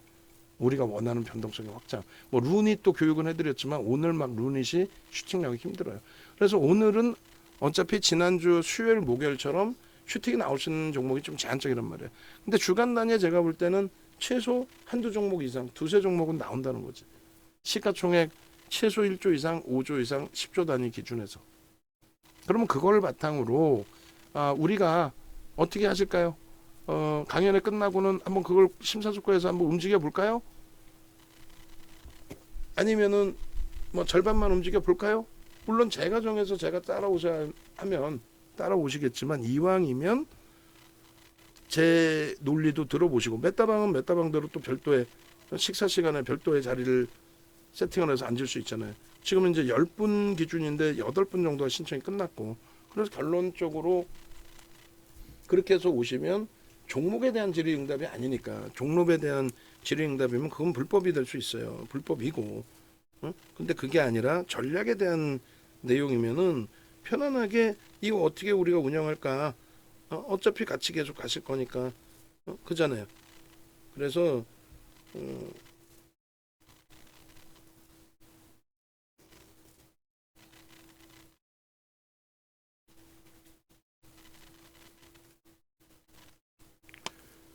결론적으로 가급적이면 이제 강연에 이번에 오셔가지고 그 전략 부분 같이 들으시라는 말씀 드리는 거고 전체 포트폴리오 구성에서는 일단은 현재 기준에 BH 쪽의 부분이나 LG노텍은 유지한다. 비중을 막 확장할 수는 없지만 유지한다. 오늘 또 사실상 주가가 밀려 내려가니까 불편하긴 하지만 유지한다. 그리고 누적 수급 범위도 지금 이제 어차피 한번 또 봐야 되는 위치니까 잘라서 올려드릴게요. 그렇게 해서 뭐 외부에 계신 분들도 합류를 하세요. 지금 뭐 자 오늘 그리고 이용철 대표가 지금 몸이 너무 안 좋다고 하니까 방송을 제가 나가야 되는 상황이라서 방송 원고 준비를 해야 돼요. 그렇게 하시고 내일 뭐 건강이 좀 좋아지면 뭐 내일 이용철 대표가 대신 나가든 그렇게 하면 되고, 그 다음에 오늘 그 4시 반 이후로 해서 좀 저쪽 미용실 좀 예약 좀 해주세요. 마지막 그 해주셨던 분 기준에. 그래서 이발을 좀 해야 될 것 같아. 저도 이발을 해야지. 너무 지금 보시면은 투신 연기금 사모펀드 금융투자까지 다 매수의 기준으로 설정이 돼 있어요. 430만 주에 이 종목이 3,450만 주짜리라서 3, 4, 5 그렇게 이제 기억을 하시면 될 것 같고, 나눠주시면 오늘의 이제 매도 수급이 조금 있긴 하겠죠. 오늘 주가 밀리는 상황이니까. 근데 이제 440만 주 나누기 3, 4, 5 해주시면은 12.75%입니다. 그렇기 때문에 오늘 뭐 얼마큼 많은 물량이 이제 떠넘겨질지는 모르겠습니다만 부정적이지 않다라는 쪽으로 이제 해석을 해드리는 거예요. 그런 맥락에 좀 놓고 보시고, 그 다음에 오늘 원고는 이제 유한 양행 갖고 나가겠죠. 아무래도 유한 양행 위주로만 좀 설정을 해서 기준을 잡아주셔도 상관없어요. 그리고 이제 오늘 변동성이 확장된 ST팜의 기준에서 설정을 좀 잡을 거고. 그래서 BH 부분 요 누적 수급 범위 이제 설정해서 올려드릴 건데, 이 누적 수급 그리고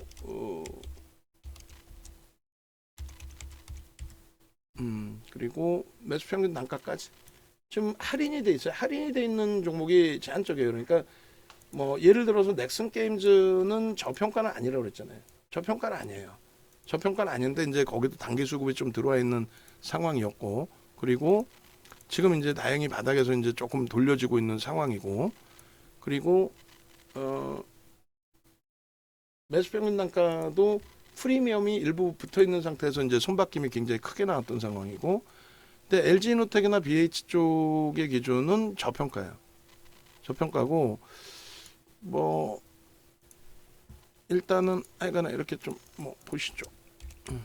그래서 어차피 이제 BH나 LG노텍은 거래 대금이 제한적이라 방송에 갖고 나가지는 않을 건데, 우리끼리 이제 봐야 될 상황이 기준인데, 평단 부분까지 한번 이제 놓고 보시게 되면 12.7%, 그러니까 그 정도 그 수급에서 매수 평균 단가가 22,665원, 23,000원에서 조금 많이 내려온 거예요. 근데 어찌됐건 할인이 돼 있어요. 그러니까 메타방의 기준에서는 일단은 그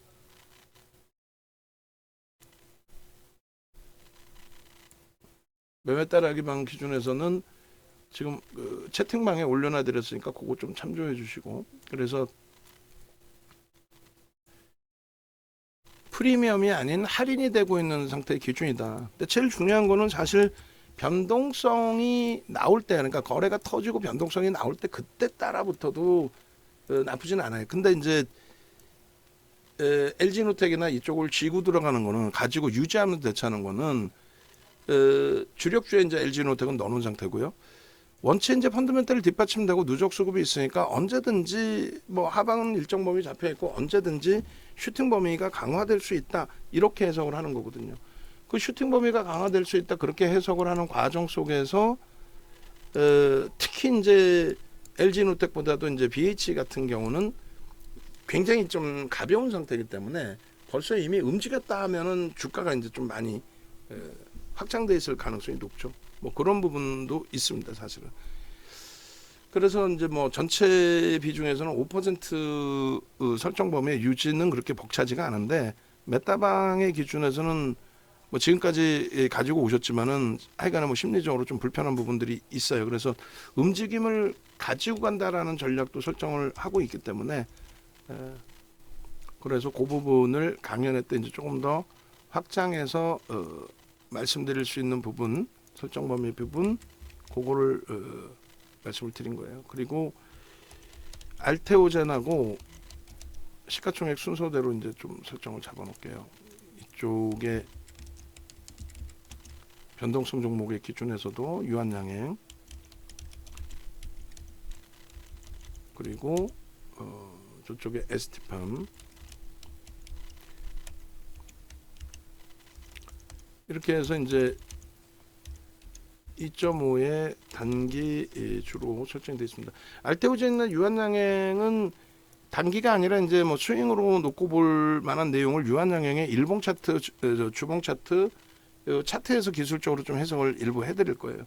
오후장에 시간이 뭐 별도로 또 되려나 모르겠습니다만 일단은 그래서 알테오젠 같은 경우가 우리가 이제 그 사실 28만 원에 정리를 했단 말이에요. 그러고 나서 이제 29만 원까지 눌려 내려오고 갈등을 많이 했는데 뭐 8월 6일 날 순간적으로 밑으로 끌려 내려왔던 부분 그리고 나서 돌릴 때 거기서 정리를 한 거죠. 시장의 불확실성도 있고. 그리고 이제 금요일 날 기준에 오래간만에 100만 주대 거래가 터졌기 때문에 그 슈팅 범위를 사실상 따라 붙은 거고. 그리고 이제 요 위치에 놓여져 있는데 일단은 그 유지 지금 전략 부분들의 녹화가 1시간 반이나 녹화됐네요. 어찌됐건 오늘 기준에 포트폴리오 전략 부분이 좀 오랜 기간 동안에 설정 범위로 잡아놓더라도 펀더멘탈적인 부분이나 기술적인 부분이 다 바뀌는 건 아니니까 차분히 이제 계속 놓고 볼 수는 있을 것 같고. 그래서 알테오젠 같은 경우에도 이제 오늘 원고 그럼 알테오젠이나 유한양행이나 기존에 다 이번에 업해서 만들어놓은 그 종목군들 위주로 가져가면 크게 무리는 없을 것 같아요. 시간이 너무 촉박하고 그런 기준 설정 안 하셔도 되고. 그래서 결론은 알테오젠 기준에서도 유지 전략을 취하고 기존에 이제 설정해서 교육해드린 것처럼 일단 이 알테오젠 부분은 13시 24분에 올렸는데 이게 차트 자른 것까지 다 들어가 있나 모르겠네. 그러니까 업을 해놨는데도 제가 이제 못 맞춰놓은 경우도 있단 말이에요. 요거 하나거든요. 지금 블록데일에 대한 이슈 부분을 더 확장해서 보고 있다. 그리고 코스닥 시가총액 상위 종목의 거래소 이전 상장에 대한 시가총액 비중 확장의 수급. 그리고 이제 공매도 금지여서 안 나오는 거. 요걸 보는 거지. 시장에 나와 있는 얘가 끝내줘요. 성장성이 끝내줘요. 그건 아니야. 그거 이제 염두에 두시고. 그죠? 그리고 유한양행의 경우도 마찬가지. 지금 아까 이제 잠깐 보여드렸었는데 유한양행 요 유한양행의 기준에 23일 기준입니다. 이제 분봉의 기준인 거고 5분봉, 10분봉, 그다음에 일봉, 주봉까지 다 올려드렸어요. 그리고 이게 더 있지 않나? 유한양행 23일 날 주봉 네 장이구나. 주봉, 월봉. 이 유한양행도 지금 저평가가 아니거든요. 근데 이제 수요일 날 이후에 이제 거래가 제대로 터졌기 때문에 이제 들여다본 기준이 되고 검색기에 기가 막히게 포착이 됐고 그리고 이제 탈퇴 신호가 23일 날 나왔어요. 근데 지금 23일 날 탈퇴 신호 이후에 유한양행이 재편입 신호가 나오지는 않았습니다. 왜냐하면 고점 대비해서 밀려 있었기 때문에. 그래서 우리는 이제 별도의 기준을 설정해 드린 거죠. 14시 기준에서 이렇게 돌려지는 흐름.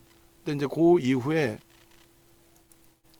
유한양행 흐름 보시면 다시 이제 고점을 지금 넘기려는 흐름이 돼 있는데 프로그램 쪽의 매도는 조금 일단은 정체 상태고 기간이 아무래도 매수를 하니까 움직임이 슈팅이 나오지 않나 이런 생각을 해요. 그래서 차트 부분 이제 마감 때 제가 한번 다시 잘라드리도록 하고 10분봉 10분봉에 금요일부터의 10분봉으로 이것도 마감 때 잘라서 보여드릴까요? 그래서 우리는 요 저점에서부터 내돌릴 때 기준에 재편입의 설정 범위를 잡은 거죠. 차익 실현을 했으니까 차익 실현을 하고 난 이후의 흐름이니까. 그러니까 이것도 이제 마감 때 한 번 더 정리를 해서 올려드릴 건데 지금 1시간 반 하다 보니까 저도 지치고 들으시는 분들도 좀 지칠 수 있고 그래서 요 기준에 이제 되돌리는 흐름에 유한양행도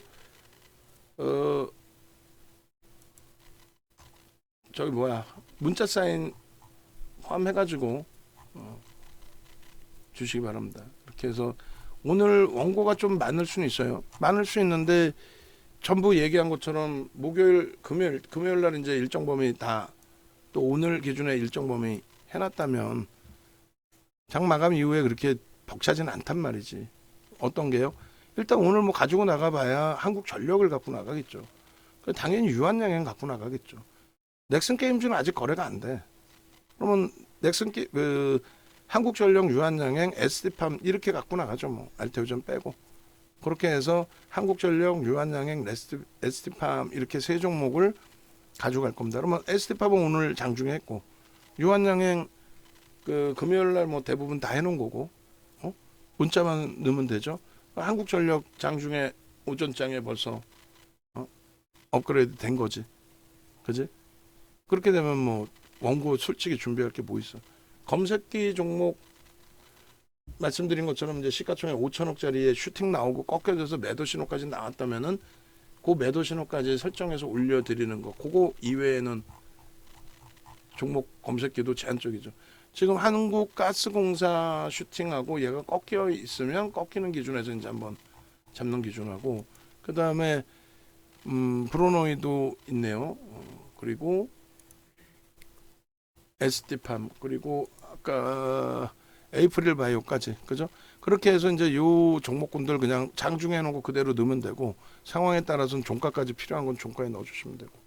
그래서 유한양행은 일단은 540만 주라서 추가적으로 매수 사인을 내는 거는 조금 고민을 해볼게요. 일주 월봉의 기준에서 들여다보면서 고민을 좀 할 겁니다. 그리고 이제 기존의 유한양행 같은 경우에는 매수사인 잡아들인 기준이 차익 매수 차익 실현 그리고 이제 재편익까지 다 나갔어요. 뭐 충분하게 기준이 잡혔다라고 해석을 해드립니다. 그리고 마지막으로 유한양행 2시간만씩 뭐 2번이나 녹화를 해드린 거니까 알테오젠도 뭐 금요일날 충분한 녹화돼 있으니까 그걸로 보시면 될 것 같고요. 둘 다 5% 다 채운 거죠. SD판만 이제 2.5% 채웠는데 추가 편입의 기준을 오늘로 잡을 거냐. 근데 지금 140만 주라서 고민을 해볼게요. 그리고 10만 주 이상의 거래가 수반된다면 변동성 매매로 짧게 보고 주간 단위의 차익 실현이든 손절이든 다 기준 잡고 그렇게 설정하는 걸로. 자, 그렇게 해서 이제 종목군이 여전히 많습니다. 지금 주력주가 있고 또 주력주가 아주 신나는 흐름이 되면 좋은데 좀 어렵고, 그 다음에 KB금융, 한국전력, BH, 이스페타시스, 넥슨게임즈, 그 다음에 유한양행, 알테오젠, 뭐 ST팜 거기에서 KB금융하고 이스페타시스는 좀 움직일 수도 있다. 그렇게 이제 설정을 일단 잡아놨어요.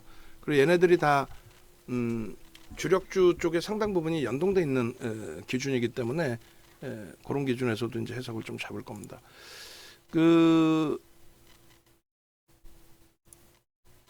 일단은 네이버에서 윤정도 검색하셔서 정 의원님들도 그렇고 나중에 이게 뭐 오늘 마감이 됐든 뭐 나중에 됐든 오픈하게 된다라고 한다면 유튜브 쪽의 기준에 금요일날 영상 알테오젠 유한양행 영상 뭐 꾸준히 보시면 될 것 같고요. 그리고 지금 제가 장중에 얘기하는 거에 대해서 왜 바로바로 연결이 안 되죠? 해달라는 거부터 먼저 좀 해주세요. 모니터링 하시는 분들 누가 기준을 잡을지 정해서. 아니 오전장에 분명하게 얘가 지금 회원 전용이나 인공지능 이쪽에 없기 때문에 없잖아 지금. 그러니까 얘를 밑에다 좀 넣어주세요라고 말씀을 드렸는데 왜 안 넣어주지? 응? ST팜도 기준 좀 잡아주시고. 여기다 넣은 거야? 오케이, 뭐 여기다 넣었다고 치고. 그러면 왜 안 넣어줘? 그렇게까지 얘기를 하는데.